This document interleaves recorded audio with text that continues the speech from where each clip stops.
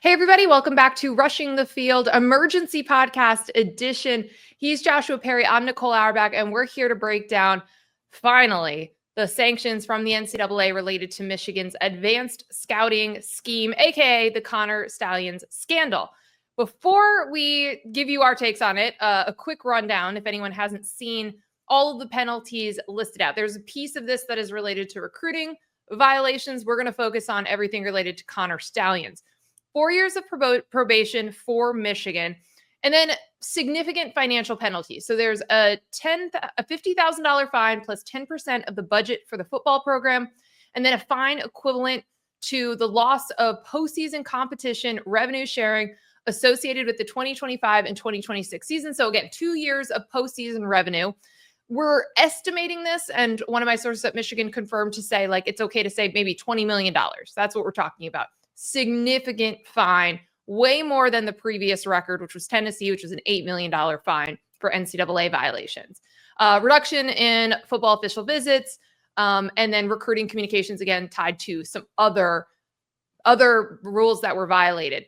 What's of note to us, of course, is a 10-year show cause for Jim Harbaugh, an 8-year show cause for Connor Stalions. If anyone tries to hire them during these show cause periods, they have to essentially go to the NCAA and say, here's why we think they're going to follow the NCAA rules. Here are the resources around them to ensure that they don't break rules again.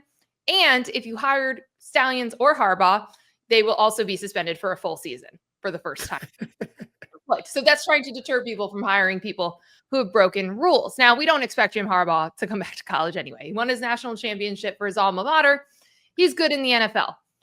Connor Stalions, the NCAA had a lot of critical things to say, I would say, about his lack of cooperation and his scheme, which we'll get to in a second. The last bit of information, Sharon Moore, the NCAA accepted Michigan's 2-game self-imposed suspension. My sources are still telling me it's going to be weeks 3 and 4. So that allows Sharon Moore to coach against his alma mater, Oklahoma, in week 2.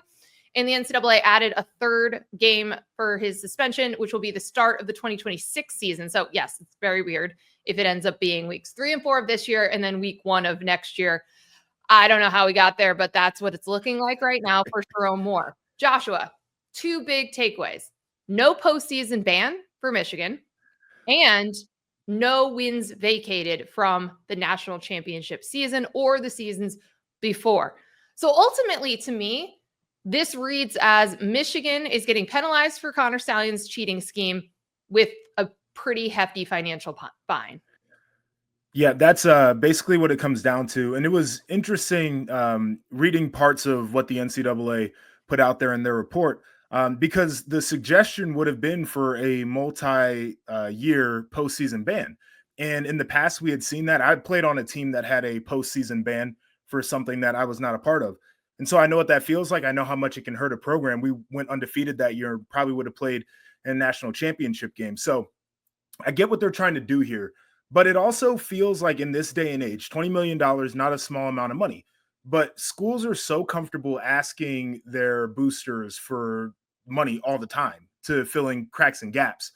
For a school like Michigan that's highly capitalized, what is the incentive to not get caught cheating or to not cheat at all, right? Like in the past, it was, well, you'll blow up your program. We're going to hold you out of the postseason. We're going to take away scholarships. And now it's just like, we'll take some of your money, but people are fine going and finding money elsewhere. So I think the penalty certainly feels lighter than what happened. And I think folks will try to justify it that way. But if you read between the lines, 10-year show cause for Jim Harbaugh, 8-year show cause for Connor Stalions, the recommendation for a multi-year postseason ban, which they're not going to do.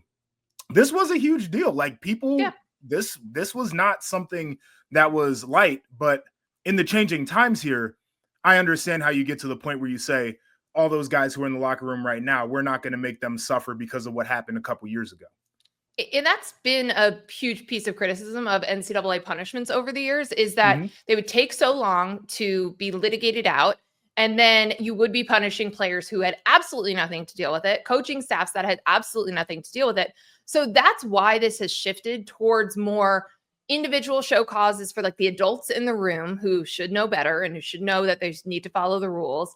and also the financial penalties. And if people didn't realize this is where it was shifting, you should have, when Tennessee had their case with the like cash in the McDonald's bags and all of that, because there were like multiple times throughout that NCAA report was like, in any other case, this would have been a postseason ban.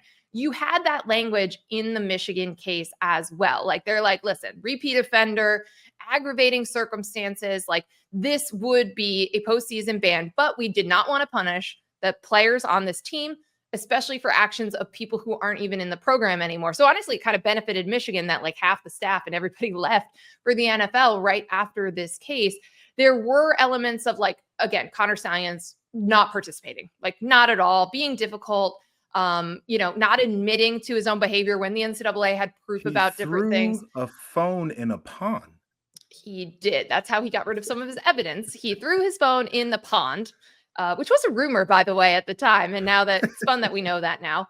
Also the NCAA did confirm that Connor Stalions was the person who looked an awful lot like Connor Stalions at the Central Michigan game.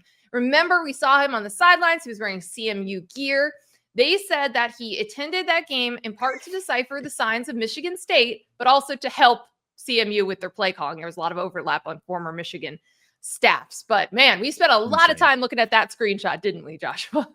We did. And there's like this funny thought in the back of my mind that CMU might get hit a little bit harder for this situation than Michigan's getting hit right now. So here's the thing. I fully understand why the NCAA has opted to go the route that it is, right? With these financial penalties, trying to punish the adults in the room. But your question earlier about like, what does this deter? What bad behavior does this address is a really valid one. It kind of goes back to and probably backs up the Big Ten's decision to intervene when they did, because now it kind of looks like the punishment there from Tony Petitti, the Big Ten commissioner, to keep Jim Harbaugh off the sidelines for Michigan's biggest games was actually the most significant penalty that they had. No, I totally agree with that. It's a very interesting thing in the changing landscape. And I'll say this, like people have tried to find ways around rules since the existence of college football. Like this is not anything new. This is not unique to the University of Michigan that they would do something that was outside of the rules. But even though it was bad, the old way they used to punish, and it didn't feel like it was just in a lot of ways. It felt like it was just in the idea that it was a deterrent to breaking the rules in a way where it's outside of what everybody else is doing. So I'm curious, like, do coaches see an opportunity here, whatever the case is? Hopefully not. But I am happy that there are players in that locker room that won't have to sit out and not participate in potentially making a postseason run because people who aren't even in that program anymore aren't around. I felt that feeling, and it's tough.